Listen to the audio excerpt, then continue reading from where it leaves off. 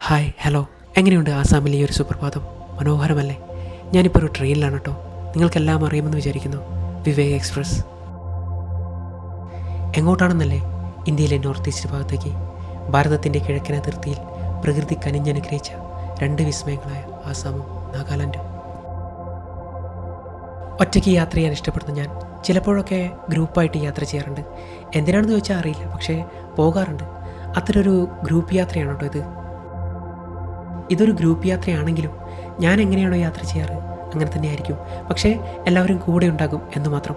സംസാരിക്കുന്നതിലേറെ സംസാരിക്കുന്നവരെ കേൾക്കാൻ അല്ലെങ്കിൽ നിരീക്ഷിക്കാനാണ് എനിക്കിഷ്ടം. എപ്പോഴും ഒന്നുമില്ല, ഞാൻ എപ്പോഴും എൻ്റെ ഒരു ലോകത്തായിരിക്കും. ഒരു തിയേറ്ററിൽ ഒറ്റയ്ക്കിരുന്ന് സിനിമ കാണുന്ന പോലെ. ട്രെയിനകത്തെ അനുഭവങ്ങളും പുറത്തെ കാഴ്ചകളും ഇടയിലേക്ക് കയറി വരുന്ന മറ്റ് നല്ല നല്ല ഓർമ്മകളും പല പല മുഖങ്ങളും, അങ്ങനെയെല്ലാം. കന്യാകുമാരിയിൽ നിന്നും ആസാമിലെ ദിബ്രുഗഡ് വരെ സർവീസ് നടത്തുന്ന വിവേക് എക്സ്പ്രസ് ഇന്ത്യയിലെ തന്നെ ഏറ്റവും ദൈർഘ്യമേറിയ ട്രെയിൻ. സമയത്തിൻ്റെ കാര്യത്തിലും ദൂരത്തിൻ്റെ കാര്യത്തിലും ഒരുപാട് തവണ ഈ ട്രെയിനിൽ യാത്ര ചെയ്യാൻ സാധിച്ചിട്ടുണ്ടെങ്കിലും കൂട്ടിച്ചേർക്കാൻ ഒന്നുകൂടിയായി. ട്രെയിൻ യാത്ര ഇഷ്ടപ്പെടുന്നവർക്ക് ഏകദേശം 4 പകലും 3 രാത്രിയും നീണ്ടു നിൽക്കുന്ന ഈ യാത്ര മനോഹരമായ കാഴ്ചകളെയും നല്ല നല്ല യാത്രാ അനുഭവങ്ങളെയും ഓർമ്മകളാക്കി സൂക്ഷിക്കാൻ കഴിഞ്ഞേക്കുമെന്ന് ഞാൻ പ്രതീക്ഷിക്കുന്നു.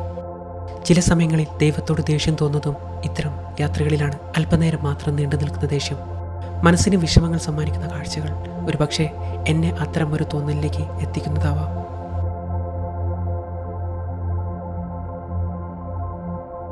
വൈവിധ്യമാർന്ന ആചാരങ്ങൾ കൊണ്ടും ഗോത്രവർഗ കലകൾ കൊണ്ടും സമ്പന്നമാണ് വടക്ക് കിഴക്കൻ ഇന്ത്യ. ഇന്ത്യയുടെ സപ്ത സഹോദരിമാർ എന്നറിയപ്പെടുന്ന വടക്ക് കിഴക്കൻ സംസ്ഥാനങ്ങളിൽ ഏറ്റവും പ്രധാനപ്പെട്ട 2 സംസ്ഥാനങ്ങൾ. ട്രെയിൻ യാത്രകളിൽ എനിക്ക് ഒരുപാട് ഇഷ്ടം ഇതാണ് കേട്ടോ.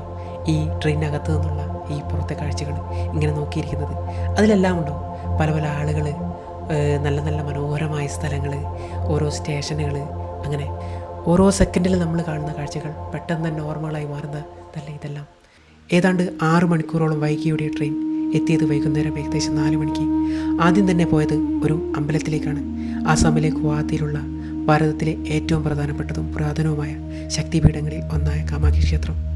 ആർത്തവത്തെ അശുദ്ധമായി കണക്കാക്കി മാറ്റി നിർത്തപ്പെടുമ്പോൾ ദേവിയുടെ ആർത്തവ ദിനങ്ങൾ കൊണ്ടാടുന്ന അല്ലെങ്കിൽ ആഘോഷിക്കുന്ന ഒരു ക്ഷേത്രം.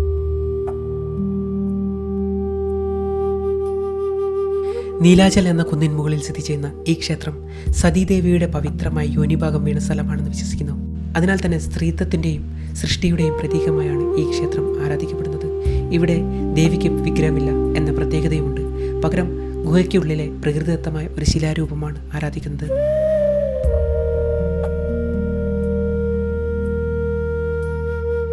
അമ്പംപാച്ചി മേളയെക്കുറിച്ച് നിങ്ങൾ കേട്ടിട്ടുണ്ടോ? കാമാഖ്യയിലെ ഏറ്റവും പ്രസിദ്ധമായ ഉത്സവമാണിത്. ജൂൺ മാസത്തിലാണ് ഇത് നടക്കാറുള്ളത്. ഈ സമയത്ത് ദേവി ആർത്തവത്തിലാണെന്ന് വിശ്വാസം. ഈ 3 ദിവസങ്ങളിൽ ക്ഷേത്രം അടച്ചിടും. 4-ാം ദിവസം വലിയ ആഘോഷത്തോടെ ഭക്തർക്കായി ക്ഷേത്രം തുറന്നു കൊടുക്കുന്നു. ഈ സമയത്ത് ബ്രഹ്മപുത്ര നദി ചുവന്ന നിറത്തിലാകുമെന്ന് പറയപ്പെടുന്നു. സ്ത്രീശക്തിയുടെ കേന്ദ്രമായി ഈ ക്ഷേത്രം അറിയപ്പെടുന്നു. ക്ഷേത്ര ദർശനവും ചിത്രീകരണങ്ങളും കണ്ട കാഴ്ചകളും അനുഭവങ്ങളും എല്ലാം ഓർമ്മകളാക്കി മാറ്റി പിന്നെ ഞങ്ങൾ ഏതാണ്ട് 60ഓളം വരുന്ന സുഹൃത്തുക്കൾ പോകുന്നത് ഒരാളെ കാണാൻ വേണ്ടിയിട്ടാണ് കേട്ടോ.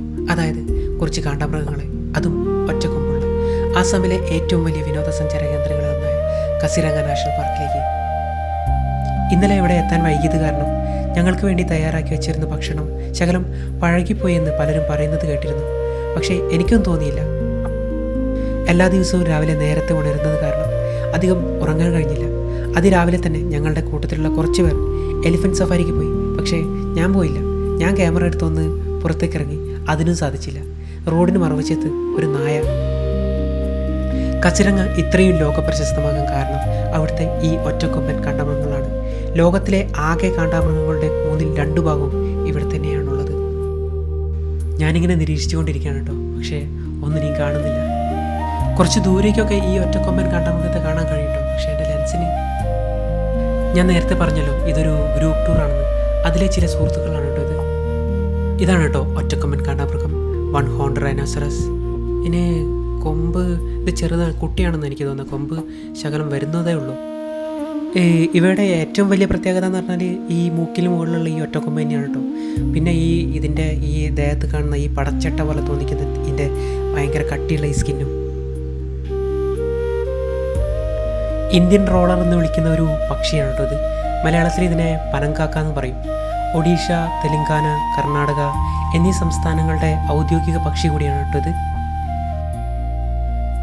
ദൂരെ ഒരു ആനയെ കണ്ടത് നിങ്ങൾ, ഒറ്റൊന്നേ ഉള്ളതെന്ന് എനിക്ക് തോന്നുന്നത്. പക്ഷെ ഒരു ഗ്രേ കളർന്നൊരു ബ്ലാക്ക് ആണ് കേട്ടോ അതിൻ്റെ കളറ്.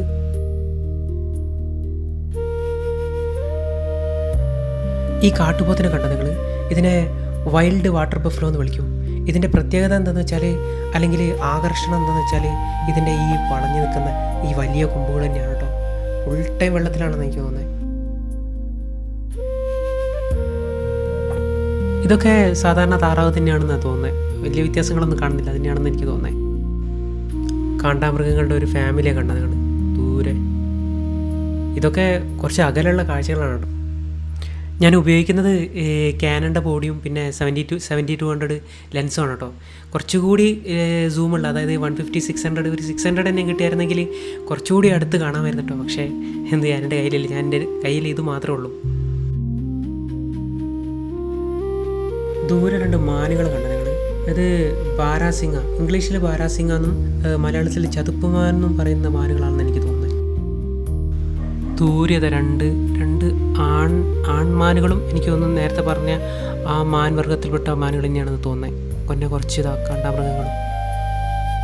ഇതൊക്കെ വളർത്തുന്ന ആനകളാണ് കേട്ടോ. ഇനി ഞങ്ങൾ പോകുന്നത് നാഗാലാൻഡിലേക്കാണ്.